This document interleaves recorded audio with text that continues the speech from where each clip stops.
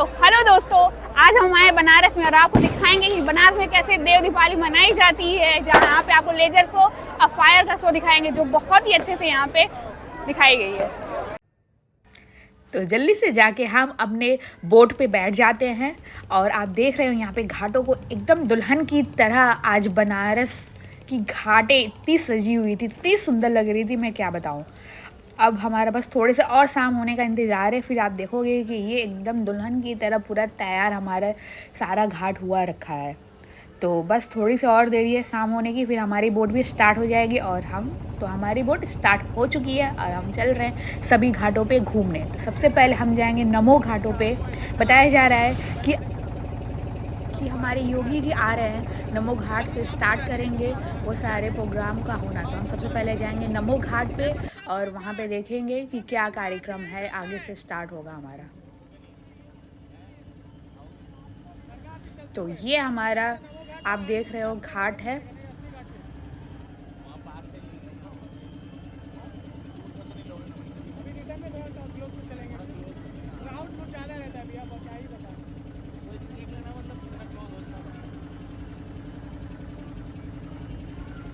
कहा जाता है कि यहाँ पे 80 घाट का नाम क्यों 80 पड़ा, क्योंकि यहाँ पे 80 नदियाँ आके मिली हुई थी, इसीलिए नाम इसका 80 घाट पड़ा।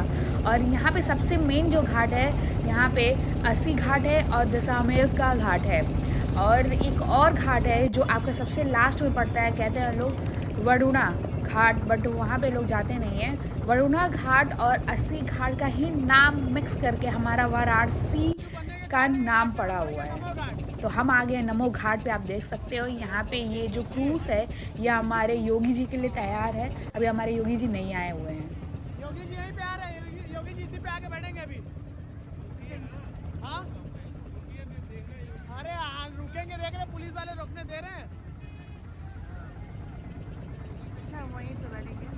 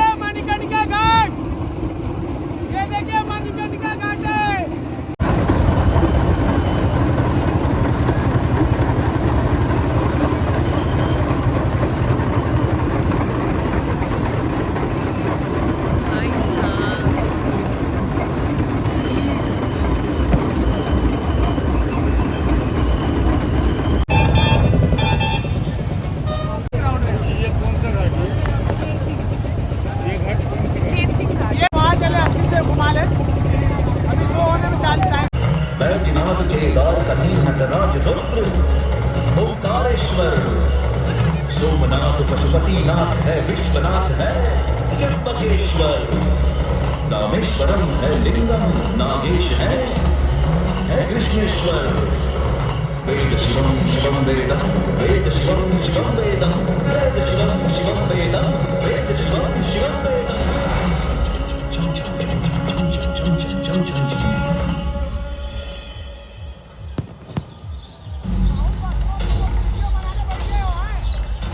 यद्यपि शिव की कृपा सदा इस काशी पर बनी रही है, पर कहते हैं कभी इस काशी में न शिव थे, न गंगा, न ये सब मंदिर थे, न शहर। यहाँ एक पावन वन था जिसे सुर, नर, मुनि सब कहते थे आनंद कानन।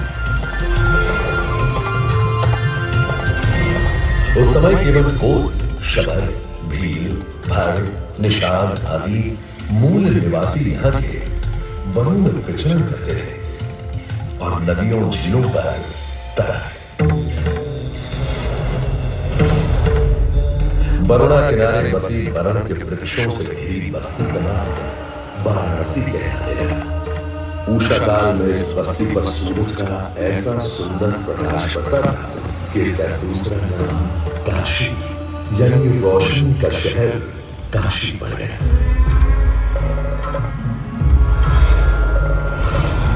कहते हैं कैलाश के हिमालय में वास करने वाले शिव शंकर भोलेनाथ पार्वती से विवाह के बाद आनंद कानन में घर बसा लिया गए और स्वयं गृहस्थी बनकर अविमुक्तेश्वर हो गए। उस समय श्री विष्णु जी यहाँ रहते थे और उन्होंने ही अपने चक्र से भूमि को खोदकर चक्र पुष्करणी कुंड का निर्माण किया था। जब विष्णु जी काशी शिव जी को सौंपकर चले गए, तब भोलेनाथ ने काशी को अपने त्रिशूल पर धारण कर लिया। पर गंगा अब भी यहाँ नहीं थी ही नहीं गंगा इस ब्रह्मांड में। गंगा के जन्म की कहानी बड़ी अद्भुत है।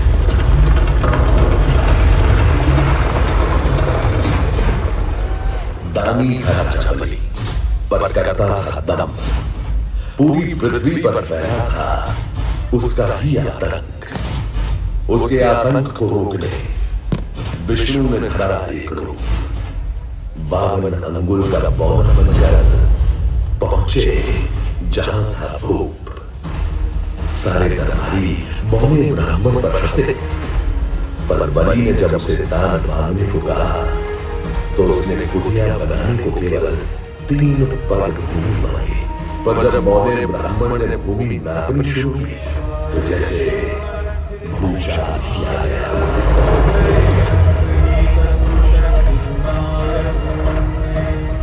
वामन ने पहले पग में सारी धरती नाप ली और अगले कदम में स्वर्ग।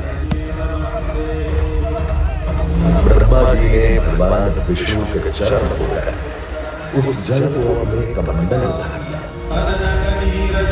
और अब वामनावतार ने अपना तीसरा पग बलि के सर पर रखकर उसे पाताल लोक भेद मुक्ति दे दी।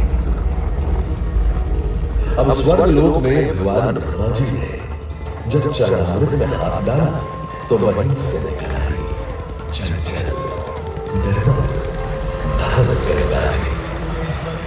पवित्रा किंतु चंचला, आज से तू मेरी पुत्री और नाम तेरा गंगा।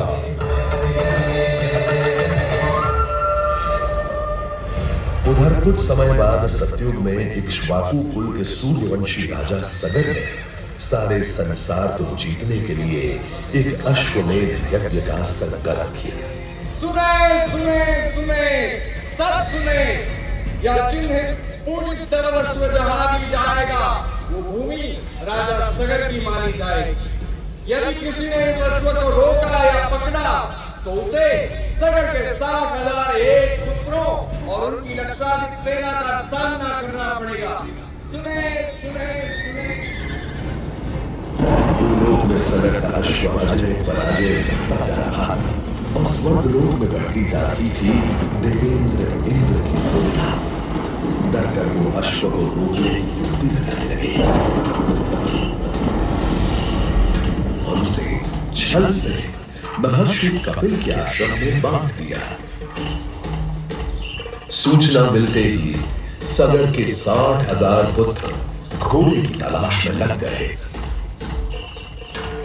जब घोड़े को खोजते खोजते वे वसुदेव कपिल के आश्रम में पहुंचे, वहां उन्होंने देखा कि कपिल मुनि आंखें बंद किए बैठे हैं और ठीक उनके पास यज्ञ का वह घोड़ा बंधा हुआ है। क्रोधित हो सभी पुत्र कपिल मुनि को घोड़े का चोट समझकर उन्हें अपशब्द कहने लगे। वाचा कुमारो, यदि कपिल ऋषि ने खोली आंख तो तपस की योगाग्नि से जलकर तुम सब हो जाओगे राख। सूर्य के वंशजों को आग से डराता है मूर्ख।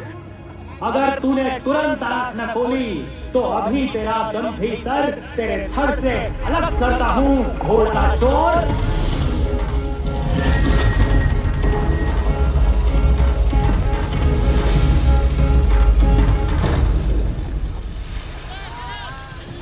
उधर सगर चिंतित थे। न अश्व का कुछ पता था, न ही उनके 60,000 पुत्रों का कोई समाचार।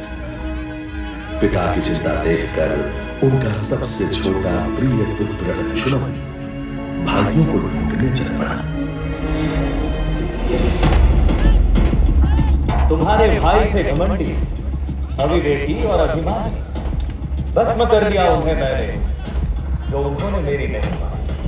अपने भाइयों की ओर से मैं आपसे क्षमा मांगता हूं, किंतु आपको ही उन्हें वापस जीवन दान देना होगा।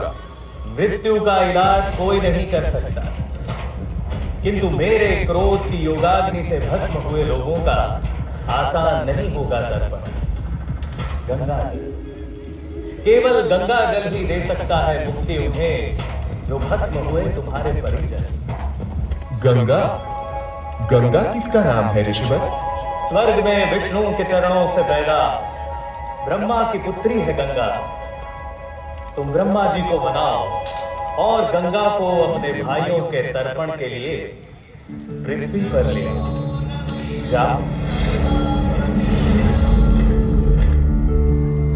अंशुमन को अपने भाइयों के तर्पण के लिए गंगा को लाने का बहुत मन था, किंतु किसी को राजधर्म भी तो निभाना और राज भी चलाना था। देखते देखते 7 पीढ़ियां गुजर गई, पर 7 पीढ़ियों के बाद समय आने पर राजकुमार भगीरथ ने राजा बनने से साफ मना कर दिया। क्षमा कीजिए, क्या ये आवश्यक है कि राजा का बेटा ही राजा बने?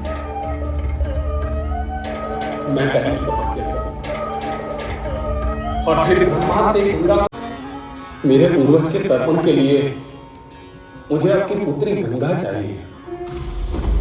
तथास्तु, किंतु यदि गंगा स्वर्ग से सीधे धरती पर गिरी तो पृथ्वी को चीरते हुए गंगा सीधे पाताल में पहुंच जाएगी। इसलिए तुम भगवान शिव शंकर को मनाओ, ताकि गंगा जब स्वर्ग से नीचे उतरे तो वो उसे अपनी जटा में थाम ले। अब भगीरथ ने एक अंगूठे पर खड़े होकर भगवान शंकर को मनाने के लिए शिव शंकर का जाप शुरू कर दिया।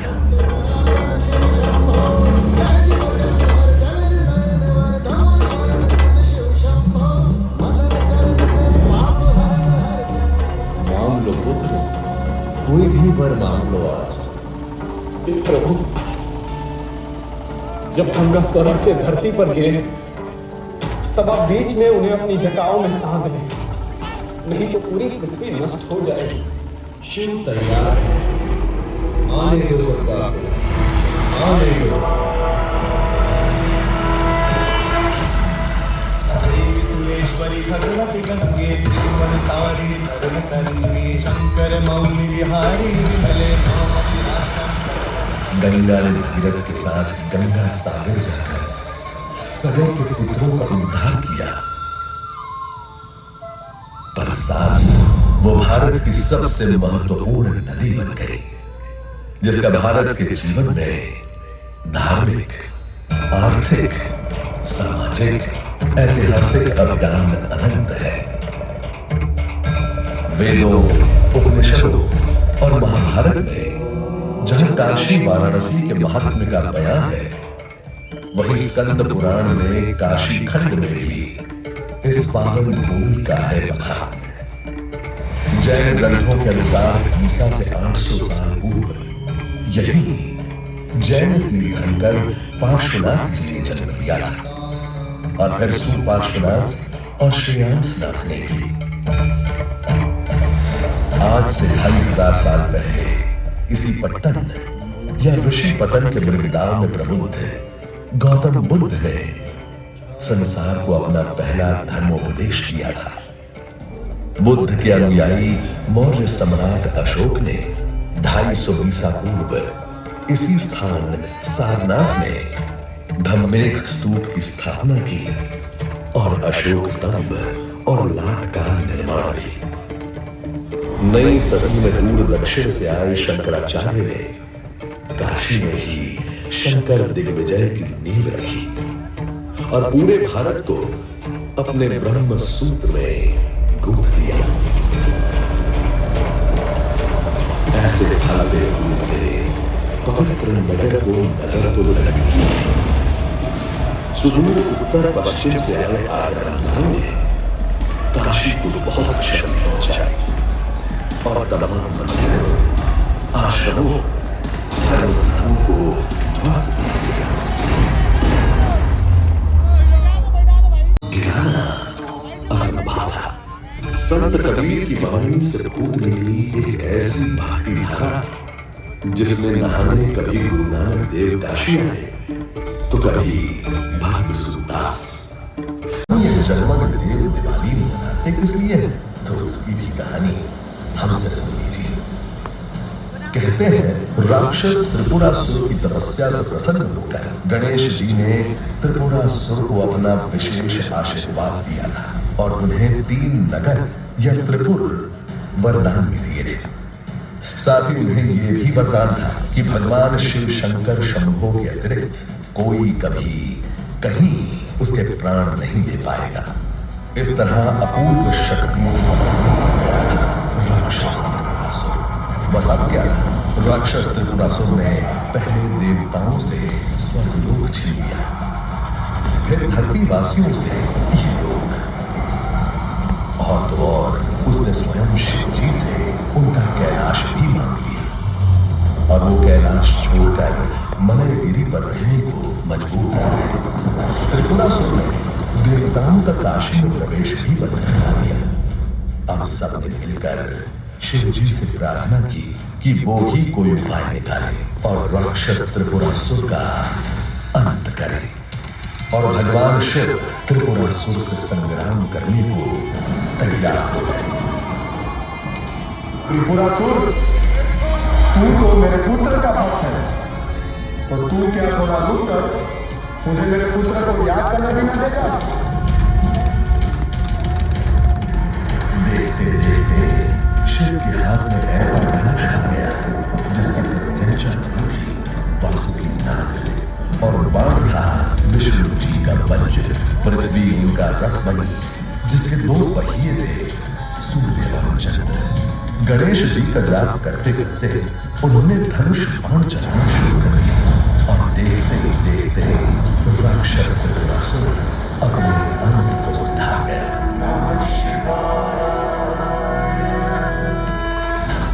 राक्षस त्रिपुरासुर के मरण और मुक्ति के दिन देवताओं ने स्वर्ग में देव दिवाली मनाई और धरती पर काशी के वासियों ने।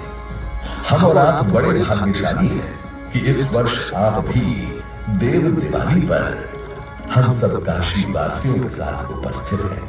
आइए हम भी इस चमत्कार का हिस्सा बन जाएं, जहां आग और पानी, प्रकाश और अंधकार, आकाश और पृथ्वी, अमर्त्य देवगण और मर्त्य मनुष्य तथा अनंत अंतरिक्ष सब मिलकर एक हो जाते हैं।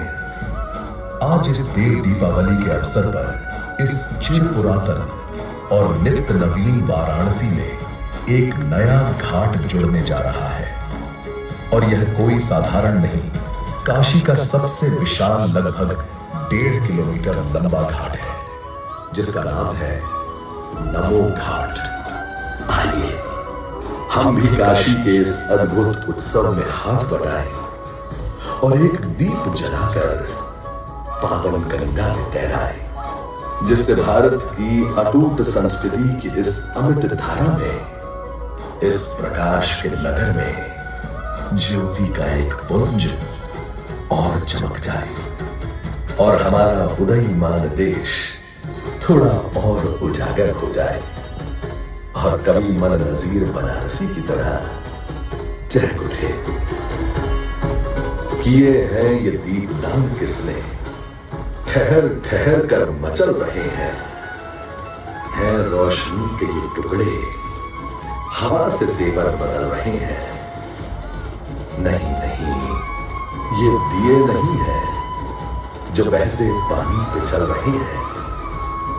गगन के तारे उतर उतर कर लहर लहर पर टहल रहे हैं।